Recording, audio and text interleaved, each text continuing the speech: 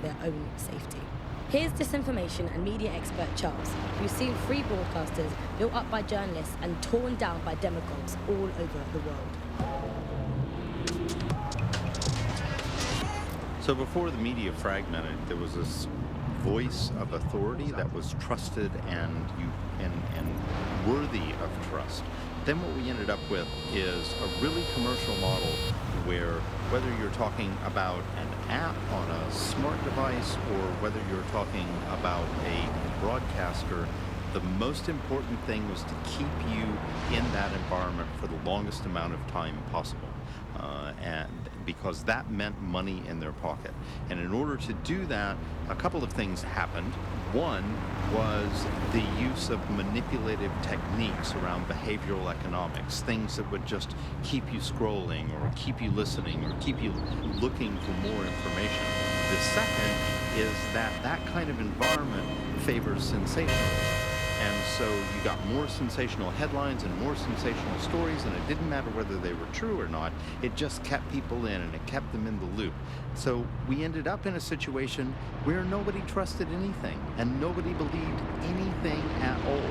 And that is the perfect environment for an authoritarian voice to come in and say, no, wait, we are the truth. The ground for this environment really got created when we had suddenly authoritarian politicians everywhere.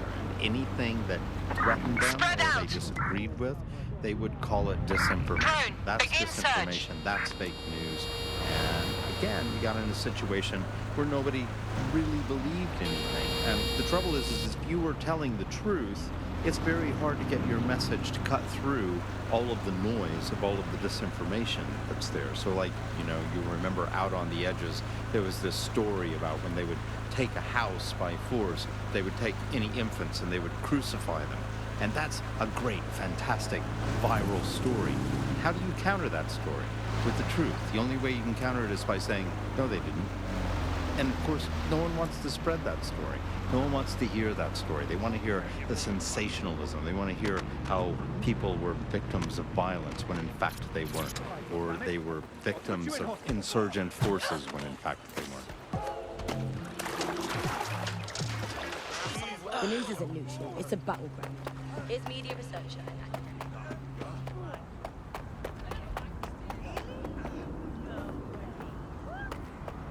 Didn't. No. I don't believe it. You'll need to show me pictures. You're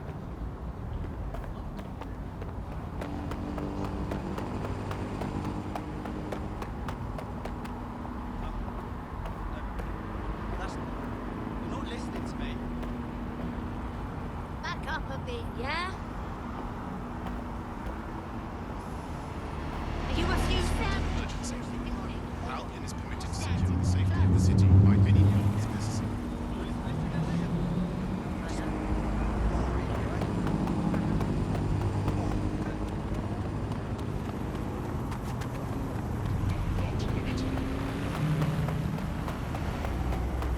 Please, help. Fucking believable.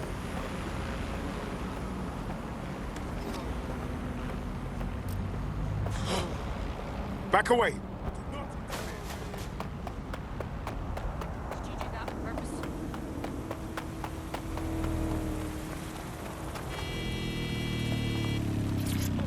God, bikes make me nervous. Validity and truth of the information they were receiving. So whilst there was the digital afforded more fake information, it also makes us suspicious and sceptical of information and makes us question the information we're getting. And I think in pre-crisis Britain, it might not have seemed great at the time, but there was something positive about that there was a lot of distrust in the media.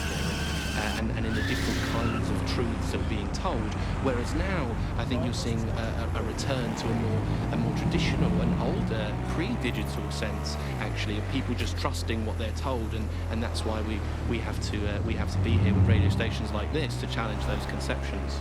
Most citizens feel pretty hopeless, I think, and unable to fight back against these kind of huge mainstream corporations that simply entrench and support the ideals and ideologies of the state. It can seem very hopeless indeed, but I think, the fact that you're out there listening, we're here talking, shows that there is still a space to combat these false truths and disinformation that's being sold to us, and that it's never possible really to completely shut down, despite all the technologies that they have at their disposal and all the financial and corporate power and all the physical power. It's never quite possible to shut down people's desire to get to the truth and fight for their own ideologies and values. And you know, we're out here starting that task, so don't give up hope. You've been listening to Buccaneer with me, Tash. We'll be back soon with more of what you'll never hear in the media. Keep listening, keep sharing, and keep resisting.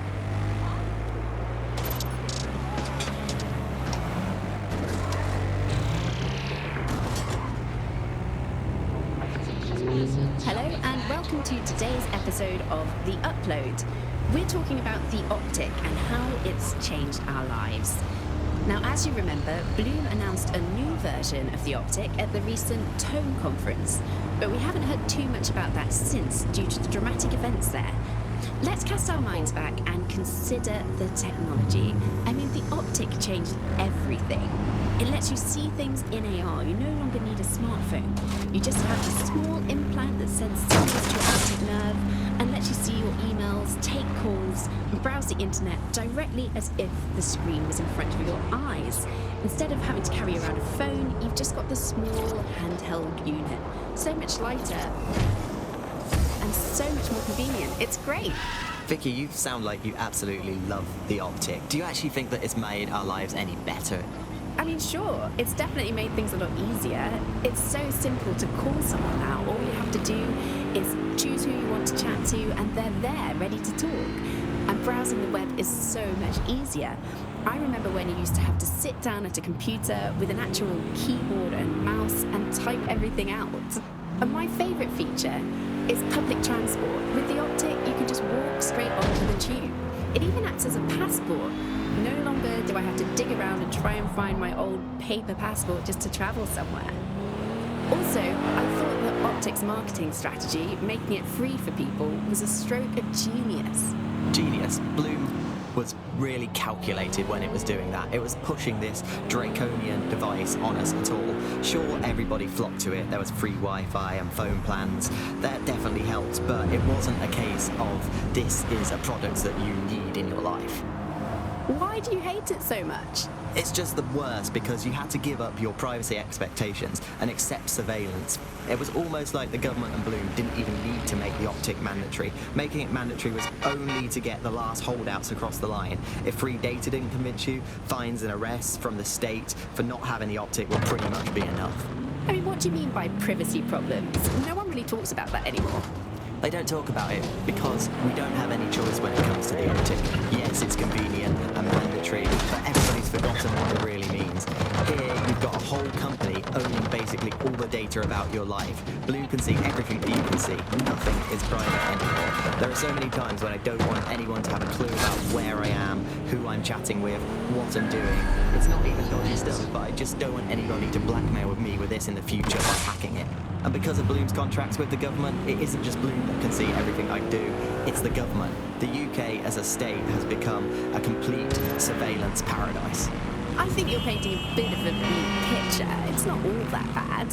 No, you're completely wrong on this. I don't want everybody tracking me wherever I'm going around London. Well, in that case, you might be interested in some rumours I heard. Did you hear that some DedSec hackers have found a way to bypass the optic's connection with Bloom? Are they actually making it better or usable or actually friendly for anybody? Well, word on the street is that they've been able to create an encrypted signal, which means that your world might have a chance of becoming a bit more private again, so you can go back and enjoy all the great things about Optic without that fear of surveillance. With the optic, privacy's dead.